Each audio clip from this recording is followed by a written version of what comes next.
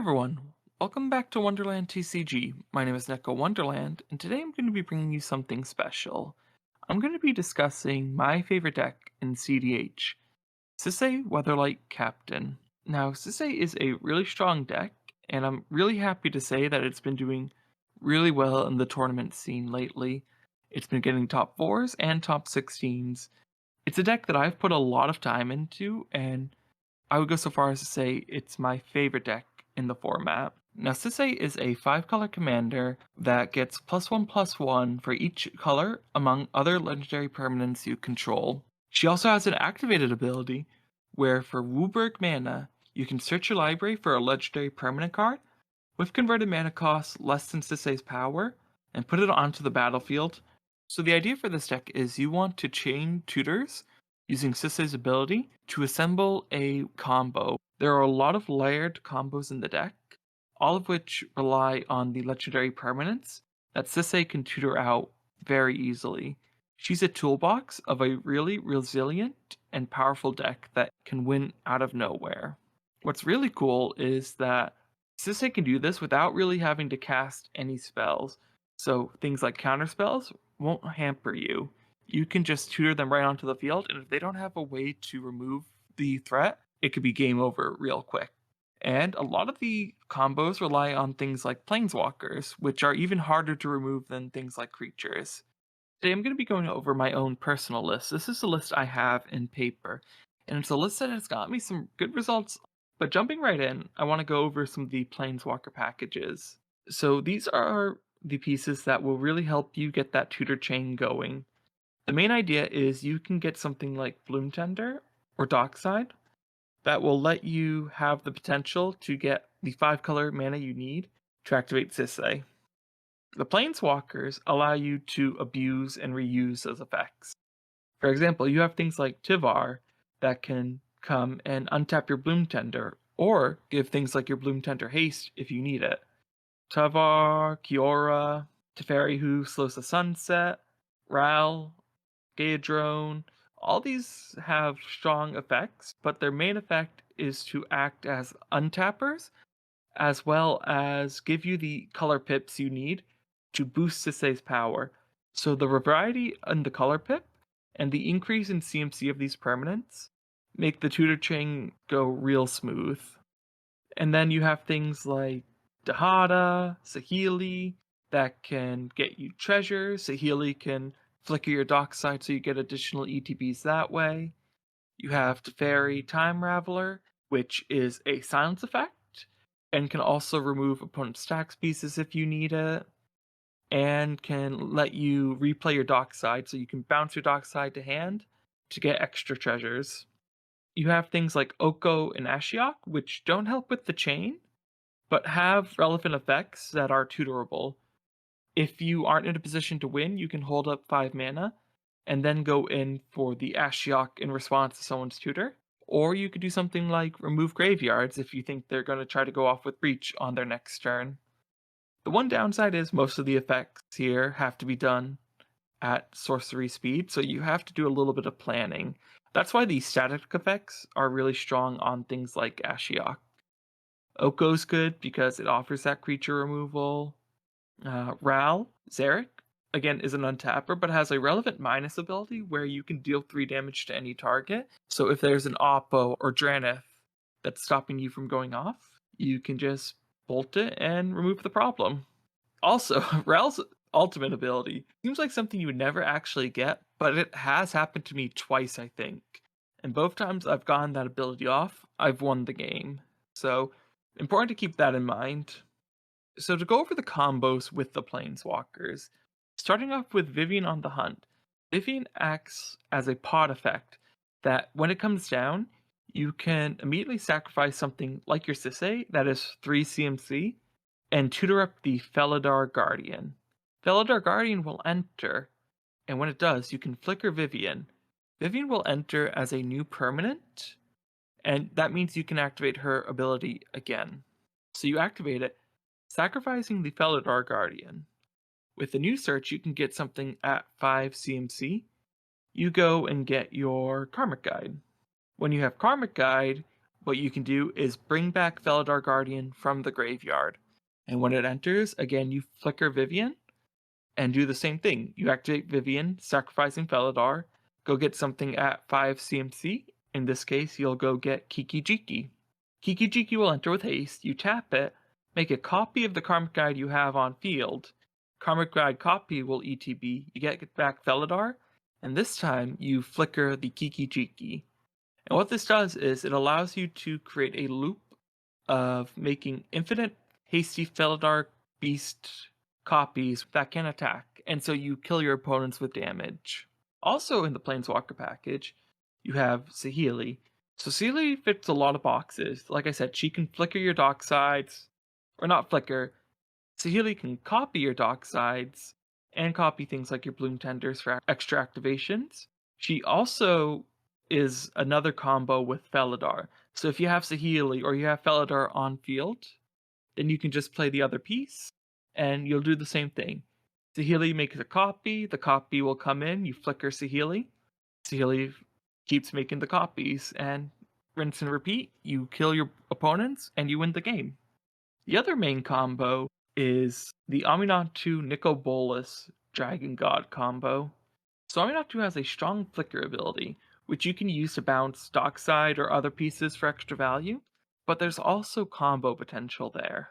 You can assemble Aminatou, Nicobolus, and then the enchantment Oath of Teferi. The way that combo works is you have Aminatou and the other two cards. You can flicker Nicobolus, and Nicobolus has all activated abilities of Planeswalkers on the battlefield, which means it has Aminatou's flicker ability.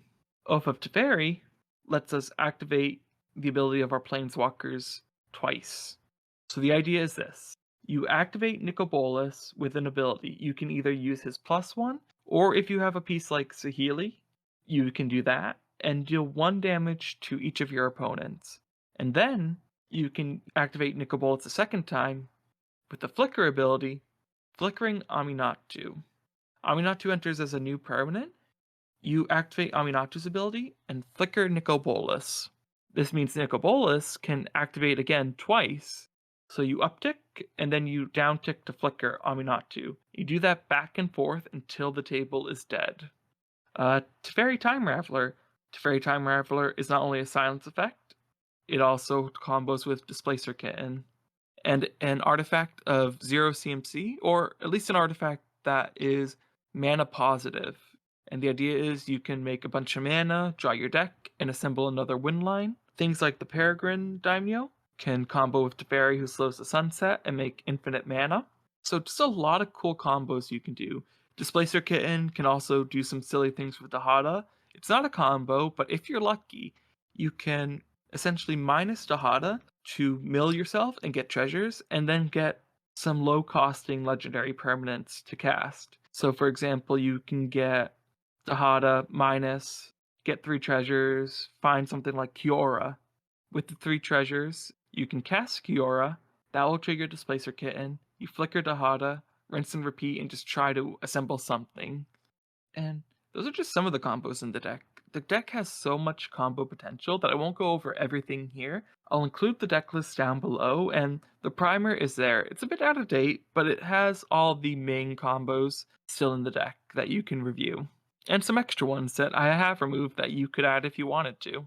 Sisay is so versatile that you can build her in a number of different ways. My personal list is a bit more Planeswalker heavy and uses both the Vivian line and the Aminatou line. Some decks like to focus on one or the other. Some decks are more pod focused. Some decks run Thassa's Oracle. I don't. I don't think you need it, but I can see the strength there. And people think that you need Sisay to do this, and you don't. The combos are in the deck, and it's very possible that you can draw them naturally. Sisay is a toolbox, and it makes it so much easier, but if you don't have Sisay, you're not dead in the water like some other commanders. And looking at the creatures now, we have, again, the Bloom Tender, we have the Faber Elder, we have Zavala, Heart of the Wilds. All of these creatures that can make multiple mana. So again, The idea is you can assemble the Wooburg color pips on board and use those effects. So say you have something like Bloom Tender, right?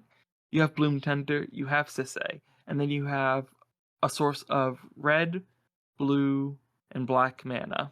You use that and Bloom Tender to tutor up something like Tivar. Tivar will enter, and you untap Bloom Tender. Now you have black. So if you have something like Steel Blue or Red, you can do it again. Perhaps a better example would be Saheeli, where then all you would need is black. But you get the picture. You have the versatility to tutor the pieces you need and go up the combo line. So you start with the 3 CMC permanents, and then you go up to the 4, and then the 5, and so on and so forth until you can assemble something like Vivian. And there are other ways to boost Sisay's power too. So Sisay, to really be effective, you want to get her to 4. And you don't have to do that all at once. There are ways to just play cards naturally and get Sisay's power up over time. There are also things like Ragavan, which are the 1 CMC pips that you can play and just immediately pump up your Sisay. Creatures like Noble Hierarch and Ignoble Hierarch both have pump effects with just Sisay attacking with Exalted. So if you have one of these out, attack with Sisay, she goes from a 2/2 to a 3/3. And then if you have Ragavan, she's a 4/4. So you can go off pretty quickly. Emil with Dockside, of course, to get the infinite mana, which you then can pump into Sisay. Derevi and Emil. If you have Derevi and Emil and Bloom Tender, you can create infinite mana that way too. The idea is you flicker Derevi with Emil, untap the Bloom Tender on ETB, or whatever the piece is that gets you multiple mana, and do the same thing. Pump it into an outlet, most likely Sisay.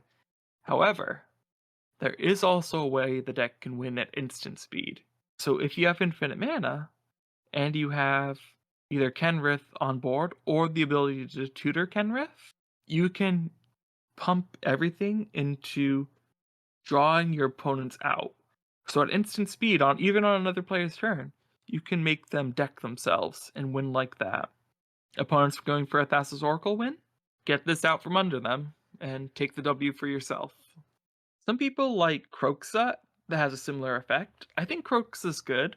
Kroxa is only 2 mana and it's a black and a red, but I like Kenrith because on paper, right, Kenrith offers you more utility. Kenrith offers you recursion. Kenrith can draw you cards. Kenrith can give your creatures haste. So if you play a Bloom Tender, on the same turn, if you have Kenrith, you can activate it to give it haste. You can put counters on a creature, which counters on Sisay are really good because, again, you need her power to be as high as possible to do what you want to do. It's not really a stack either. You're playing some Hate Bear pieces. You play Dranith, of course. Lavinia is really good, not only for her effect, but again, she's legendary and gives you 2 pips. Shalai, Voice of Plenty, is a piece that you can use if you need to. Protect yourself. It's really cool to tutor for it when someone's targeting you to give you stuff hexproof. Lagrella. Lagrella is really strong. Lagrella will enter and you can exile a creature for each player until Lagrella leaves the battlefield. So you can remove scary pieces, and if you want to be really cute, you can also remove things like your Dockside. So if Lagrella is ever removed, Dockside comes back, gives you mana, and you can go from there. But she's really there as removal and doubles as a Sisay booster. Kinnan doubles your mana, or at least gives you extra mana. Doubles your mana if you have treasures from something like Dockside. Another infinite mana outlet, potentially, which you can use to assemble the Kiki Faladar line. Not many sorceries, you're just running essentially tutors. You want to be able to tutor, you want to be able to get your Dockside, your Bloom Tenders, what have you. Let's see, going on to the instance, a lot of interactive pieces, a lot of on-field removal, Abrupt Decay, Vanishing Burst, you have your silence effects, a pretty standard package overall. A little extra tutoring with things like Vampiric Tutor. Onto the artifacts. One card I really like to highlight is the Chromatic Orrery. Sisay needs Wooburg mana, but it's sometimes hard to get that on field. But it's really easy to get 7 mana of any color right now, so if you can get that 7 mana and cast the Chromatic, you can tap it for 5 colorless, but you can use that colorless as if it were mana of any color, so you have your Wooburg to activate Sisay. and you can recur this over and over. Relic is really good because you can tap legendary creatures to get mana, and yeah, just ramp. Your standard ramp package, nothing crazy here. So I don't have a Mox Diamond. If you have a Mox Diamond, include it. You'll really appreciate it. But I've never missed it, I guess. I can do everything I want to without it if you don't have access to it. Looking at the enchantments, Ristic and Fish, of course. The card advantage is good.